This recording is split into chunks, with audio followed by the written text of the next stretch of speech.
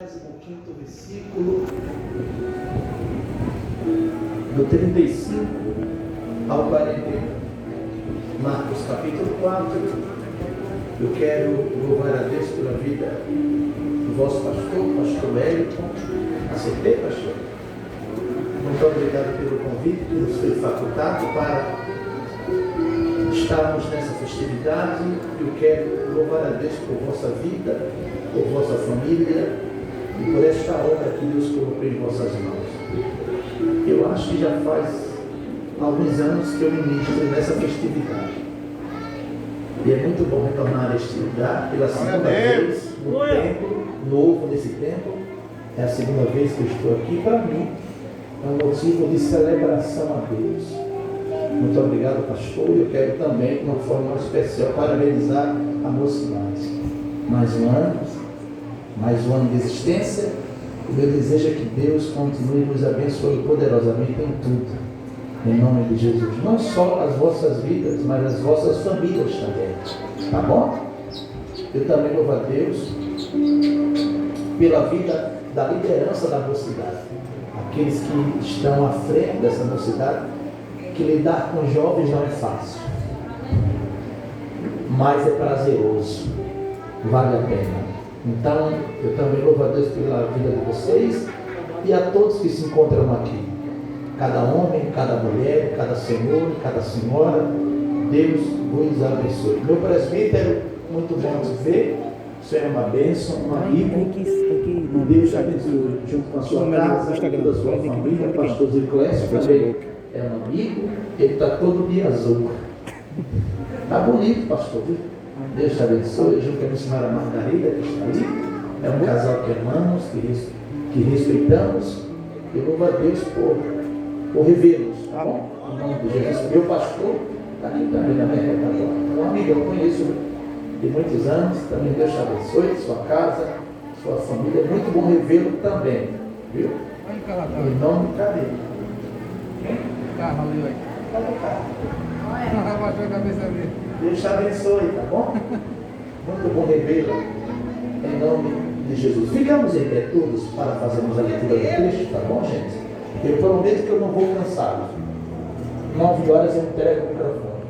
São 8h35. Tá bom? Senão nunca mais volta aqui. A pessoa inteligente. Marcos capítulo 4, do 35 ao 41. Quem achou o texto diz amém. Amém. E naquele dia, sendo já tarde, disse-lhes: passemos para o outro lado. E eles, deixando a multidão, o levaram consigo assim como estava no barco. E havia também com ele outros barquinhos.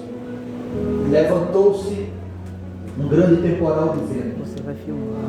E subiu umas ondas por cima do mar, de maneira que já se enchia. E ele estava na polpa, estava onde? Dormindo sobre uma almofada. E despertaram, dizendo-lhe: mestre, não se te dá que pereçamos? E ele, despertando, repreendeu o vento e disse ao mar: cala-te, aquieta-te. O vento se aquietou e houve grande bonança. E disse-lhes: por que estáis tão temerosos? Como não tendes fé? E sentiram um grande temor. E diziam uns aos outros: mas quem é este? Mas quem é este? Que até o vento e o mar lhe obedecem. Amém. Tome seus assentos. Muito obrigado pela sua atenção.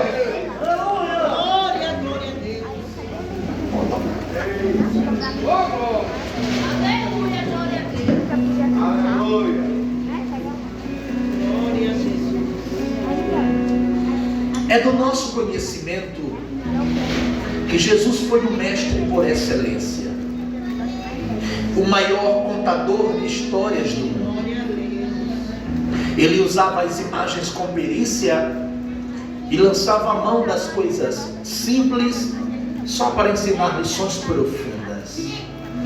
Somos sabedores que Jesus foi um grande educador, um grande ensinador, mas também foi um grande mestre. Vendo um pouco a biografia de alguns filósofos por nome de Sócrates, Platão e Aristóteles, eu percebi que Sócrates ensinou durante 40 anos, já Platão ensinou durante 50 anos, mas Aristóteles encheu bibliotecas com a sua erudição. Mas quando eu olho para o Jesus de Nazaré, eu percebo que ele está acima de tudo e de todos, por duas razões. Número um, ele nunca escreveu nenhum livro. Número dois, ele nunca ensinou em nenhuma universidade, mas porém ele foi o maior mestre do mundo. O texto sagrado nos informará que os inquiridores o chamavam de mestre. Quem eram eles? O jovem rico e Nicodemos. O texto também diz que os seus inimigos, os herodianos, olhavam para Jesus e tinha ele como mestre. O povo em geral, as multidões, tinha Jesus como mestre. Lá no Evangelho, segundo escreveu João, no 13º capítulo e 13º versículo, o texto diz que Jesus por si só, ele se considerava um mestre. Falando um pouco dos seus discípulos, simplesmente eles usavam com frequência o título chamado de mestre. Foi um dos títulos com que eles mais se dirigiram a Jesus. Senhoras e senhores, Jesus como mestre não era um alfaiate do efêmero, ele foi um escultor do eterno. Jesus como mestre fez questão de ensinar a grupos, a pessoas individuais e às multidões.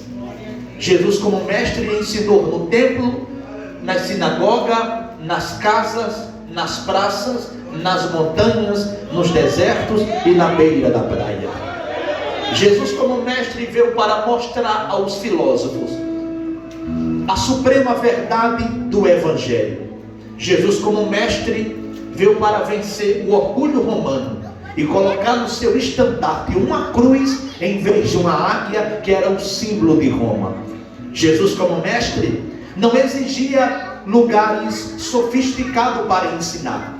Ele ensinava em qualquer lugar, porque na filosofia de Cristo, o que importava para ele não era o lugar, mas a mensagem que saía da sua boca. Pois a mensagem, ela é superior a qualquer lugar, a qualquer ambiente, a qualquer cenário e estrutura. Jesus como mestre, ele ensinou as coisas mais importantes acerca da vida, da morte e da eternidade. Enquanto ao ensino, ele impactava as pessoas pelo método, exemplo e conteúdo. Isto quer dizer que ele vivia tudo aquilo que ensinava e pregava. Certo dia alguém falou: o sermão mais eloquente é o sermão da vida. A vida do pregador, ela fala mais alto do que a sua mensagem. Por quê? Porque é a vida que vai dar autoridade para a tua pregação. É a vida que vai dar base para a tua mensagem. A proposta de Cristo é: eu não quero apenas mensagem bonita, eu quero vida diária. Eu não quero apenas vida, eu também quero mensagem. Eu conheço gente que prega por demais, mas a sua vida não está sistematizada com a mensagem que ele prega no altar. Eu conheço gente que prega muito nesse Brasil que eu viajo, mas a sua mensagem não está sistematizada e ligada com a sua vida. Lá fora é uma coisa, aqui dentro é outra coisa. Calma, segura. Isso aqui fala sobre hipocrisia. A expressão hipocrisia vem do grego, aquele que usa máscara. E outra coisa, as ações falam mais alto do que palavras. Aqui entra uma manifestação de teoria versus praticidade. Não entendi, pastor, vou explicar. Evangelho não é só teoria. Evangelho não é só palavras. Evangelho é prática. Evangelho é praticidade. Por exemplo, se diz que ama, então tem que amar. Se diz que perdoa, então tem que perdoar. Evangelho é chorar com os que choram.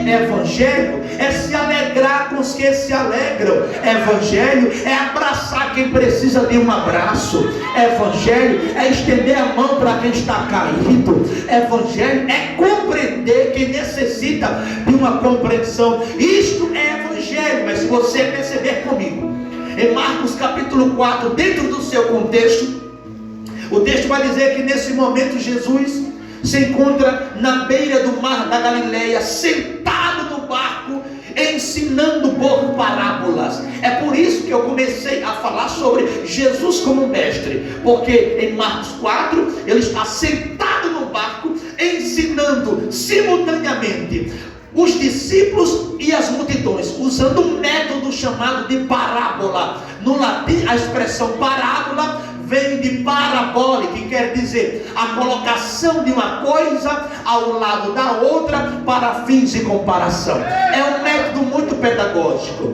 é um método muito didático que gerava facilidade para que os ouvintes da mensagem do reino entendessem a mensagem de Cristo. Ele agora está sentado no barco na região do Mar da Galileia.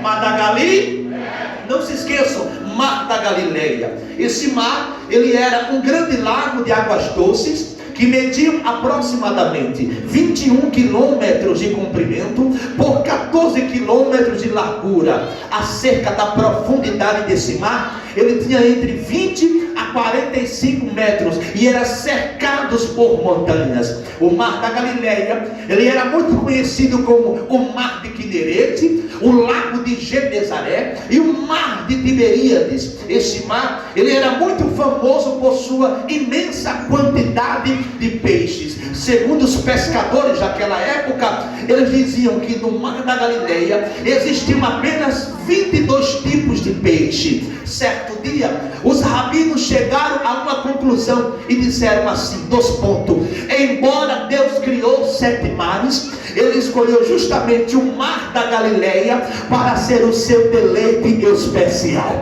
Foi do Mar da Galileia que ele começou a andar por cima das águas. Eu falo sobre Mateus capítulo 14, versículo 22 a seguir. Foi do Mar da Galileia que foi manifestado a pesca maravilhosa. Lucas capítulo 5, do versículo 1 até o versículo 11. Também foi do Mar da Galileia o texto que nós iremos falar um pouco detalhadamente, que ele acalmou o mar e repreendeu o vento. Sendo que ele está no Mar da Galileia, ensinando por parábolas. Ele vai ensinar 4 parábolas. Quantas eu falei? 4. A parábola do semeador, da candeia, do grão de mostarda e da semente. Finalizando a manifestação de ensino das parábolas, o texto vai dizer, do 35 que lemos, ao finalizar o ensino sobre parábolas, o texto fala assim: e naquele dia, que dia foi esse? No dia que ele estava ensinando na beira da praia. O texto continua, sendo já tarde. O que é isso? Isso quer dizer que o sol já está se pondo para dar início à noite. Jesus olhou para os seus discípulos e liberou uma palavra: passemos para o outro lado. Ele usa o verbo passar. Perceba, a proposta de ir para o outro lado não veio dos discípulos, surgiu de Cristo. A ideia de ir para o outro lado não está vindo dos discípulos, está surgindo de Cristo. E tem mais, vocês não irão só para o outro lado, eu vou junto com vocês. Passemos para o outro lado.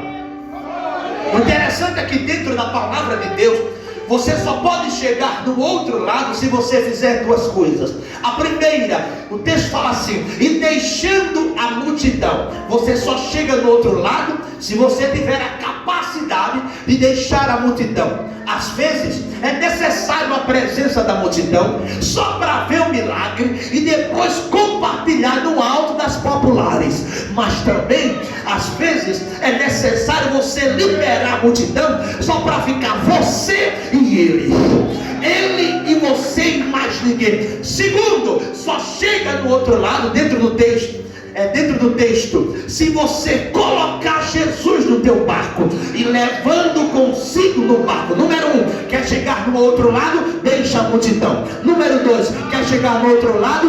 Coloque Jesus dentro do teu barco. Se ele não te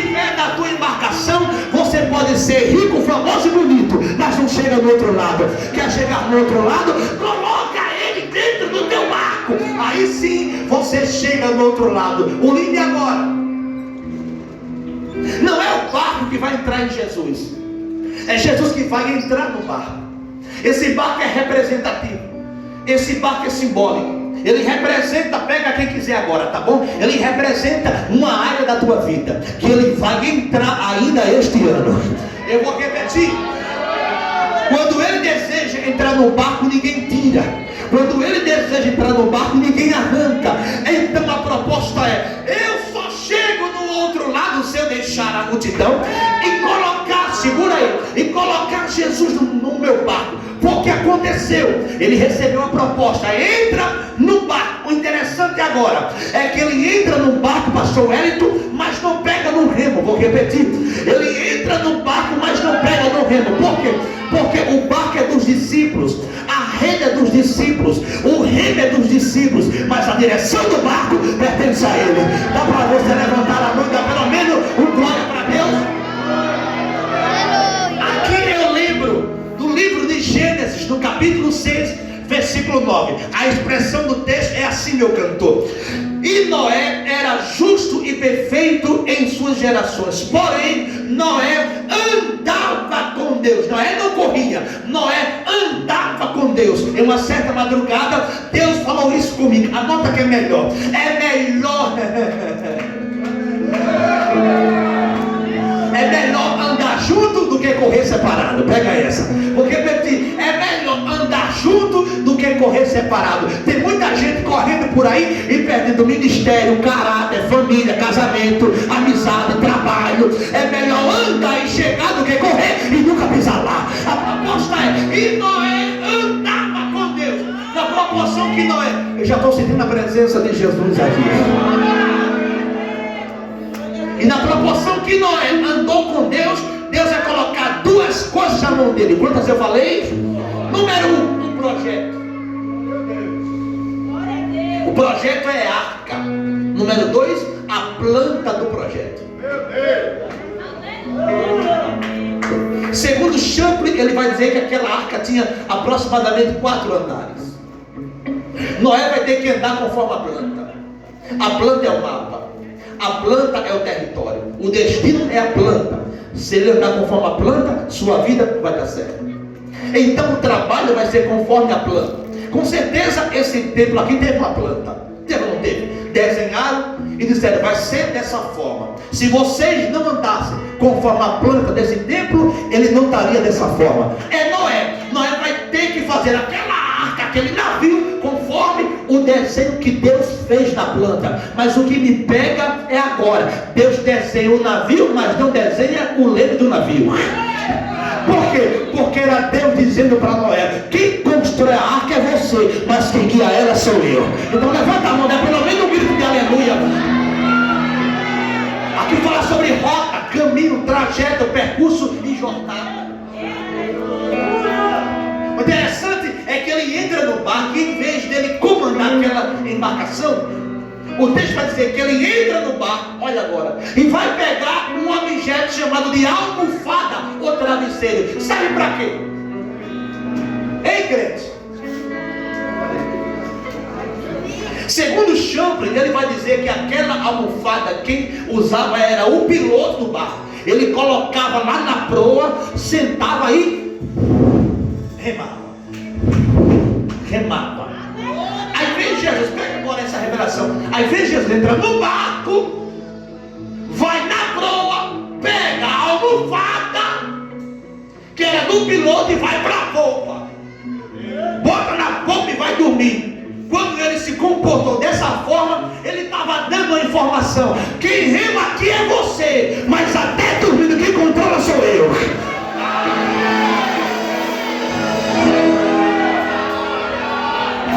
Observe, senhoras e senhores, que vai começar uma viagem. Vai começar o quê? De um lado para o outro, de uma banda para outra banda, de uma margem para outra margem. Geograficamente falando, eles estão em Cafarnaum e vão para Gadara.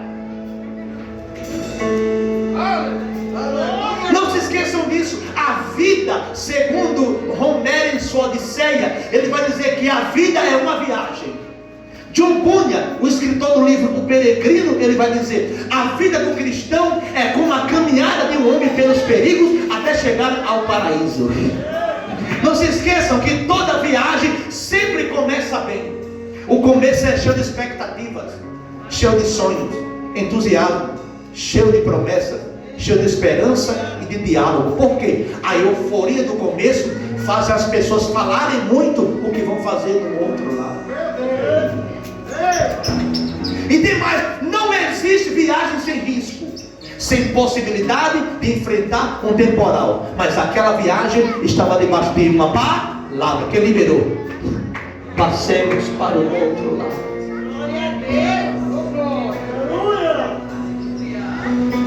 Jesus não promete viagem fácil e calma, mas ele garante chegada certa e segura. O destino deles não era naufrágio, era chegar no outro lado. Então ele vai, gente, vem pra cá, ele vai para a polpa do bar, coloca a almofada e vai dormir. Há uma diferença entre Jonas e Jesus quando eu falo sobre dormir no barco. A diferença é que Jonas dormiu no porão do navio porque fugia de Deus. Jesus dorme no barco confiando na providência de Deus. Entendeu? O detalhe é: ninguém foge de Deus. Jonas colocou em sua filosofia o seguinte dilema: Deus me fez uma missão, ou me deu uma missão, e dentro dela uma proposta: vá para Nínive. Ele fez: eu não vou. Eu vou descer para Jope, vou comprar uma passagem, eu vou entrar no navio, vou para o porão e vou dormir. Deus lá não me pega. Mas pega agora, antes de Jonas entrar no navio, o navio estava uma bênção. Estava dando tudo. Estava uma paz no navio só. Estava uma comunhão que todo mundo queria ter. A felicidade do navio era uma bênção. Quando Jonas entrou no navio, o que estava dando certo começou a dar errado. Sabe por quê? Porque a pior coisa é você deixar Jonas entrar no teu barco. A pior coisa é você permitir Jonas entrar no teu navio. Não deixe ninguém que está fugindo de Deus entrar na tua história. Porque quando Jonas entrou no navio, Deus falou assim: ele quer fugir de mim? Agita. O navio começou a pender para cá, pender para lá, pende para cá. A inocência da equipe que comandava aquele navio colocou na cabeça: eu acho que o navio vai virar devido ao peso das cargas. Começou a jogar no mar. Mas não era o rebelde que estava no navio. Não entendi. Aquele navio só está enfrentando tempestade por causa de Jonas. Pega agora. Não deixe Jonas entrar na tua vida. Se ele entrar, vai virar tempestade. Tem gente que entra na nossa casa, na nossa família, em nosso ambiente, sem permissão. Aí está dando tudo certo. Quando Jonas entra, gera tempestade. Mas hoje Deus vai arrancar Jonas do navio. Como assim? A tempestade bate naquele navio.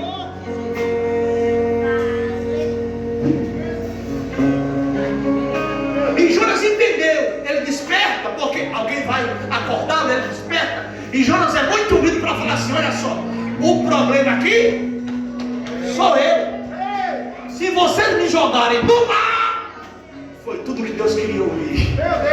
Se me jogarem no mar, isso aqui, olha, acalma. Quando Deus ouviu me jogar no mar, Deus falou assim: peixe, vai para perto do navio. Agora já liga o GPS, já liga o Waze para colocar ele lá em Nínive. Quando jogaram Jonas, O peixe já estava com a boca aberta, caiu dentro da boca do peixe.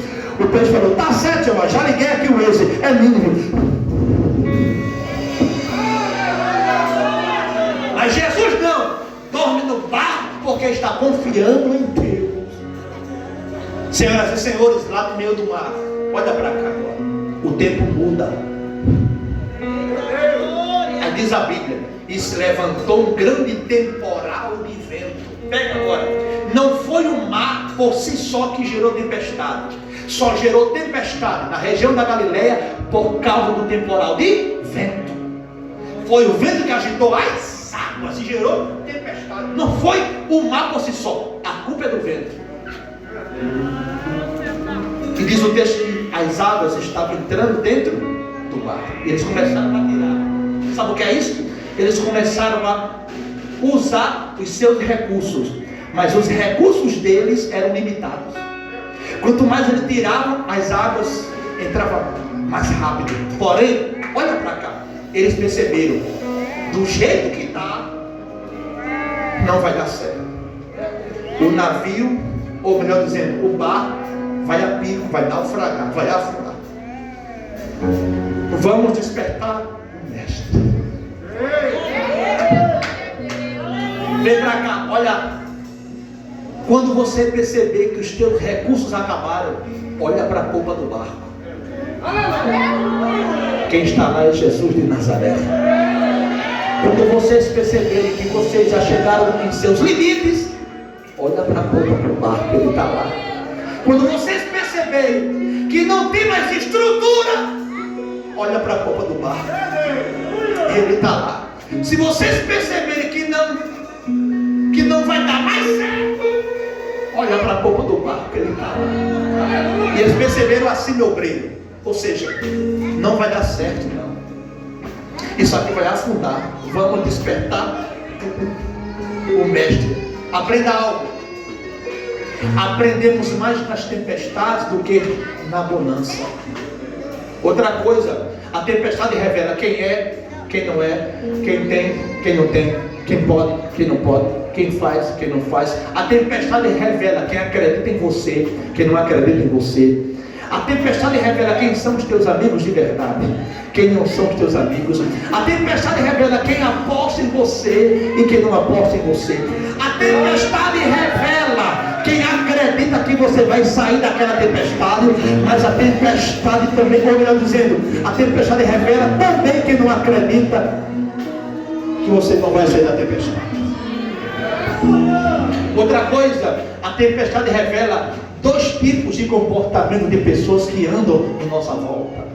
O primeiro, a tempestade revela quem é calmo na tempestade, quem é tranquilo. Jesus domina no barco. Mas a tempestade revela quem fica perturbado, nervoso, os discípulos. Vamos despertar o mestre. Vai a pico. Vira não vira. Vou repetir, não vira. Não vai afundar nada. Pega quem quiser, o teu barco não vai naufragar. Pega quem quiser, teu barco não vai a pico. Por quê? É simples, número 1. Porque Jesus está no meu barco. A melhor resposta é essa. Meu barco não vira, não afunda porque ele está no meu. Ele está no meu. Quem está no teu barco? Quem é? Ele está na polpa. Mas porém, a pergunta que eu faço é: o 36 fala assim: e havia também com eles outros barquinhos. E os barquinhos que vieram atrás, ele estava lá? Espera aí, gente, me entenda por favor. Aquele barco ali só não vira por causa de quem? Mas e os barquinhos que vêm atrás? Jesus já está lá, por que não virou?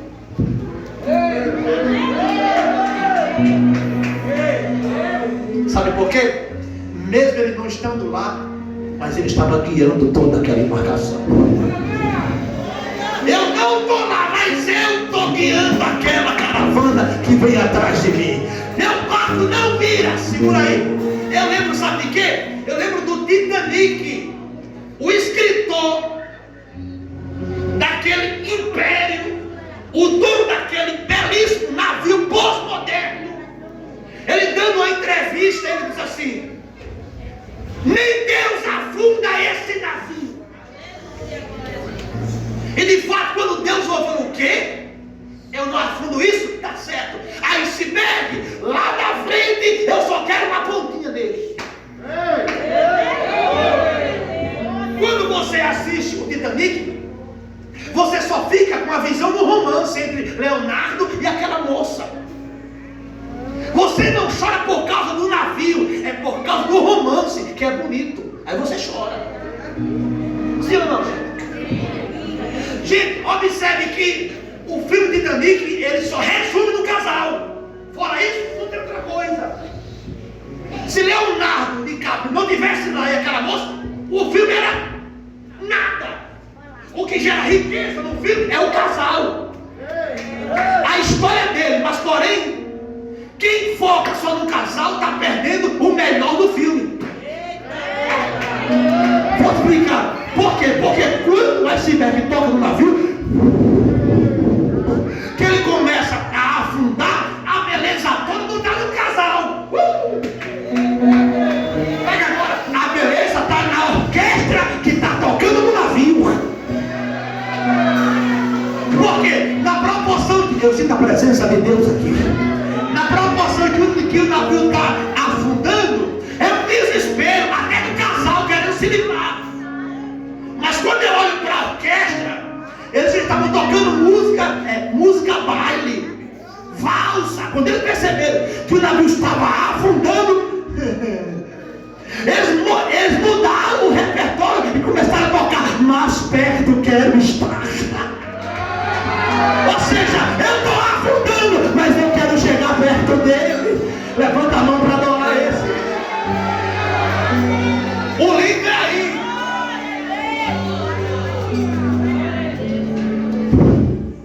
Temporal de vento gera tempestade. Vira ou não vira? Vira ou não vira? Vira ou não vira? De repente, vamos despertar quem? Eles despertam com uma pergunta. A pergunta é: não se te dá que pereçamos? Ou seja, no grego é: Senhor, a qualquer momento isso aqui vai virar. Desperte, por favor. Livra-nos dessa estrutura desfavorável. E está escrito: e ele despertando, repreendeu o vento. Espera aí. E ele despertando, ele acorda, olha para o tempo dele. Isso aqui é uma tempestade, isso é uma brisa. Ele desperta e repreende o vento. Observe, ele vai na origem do problema.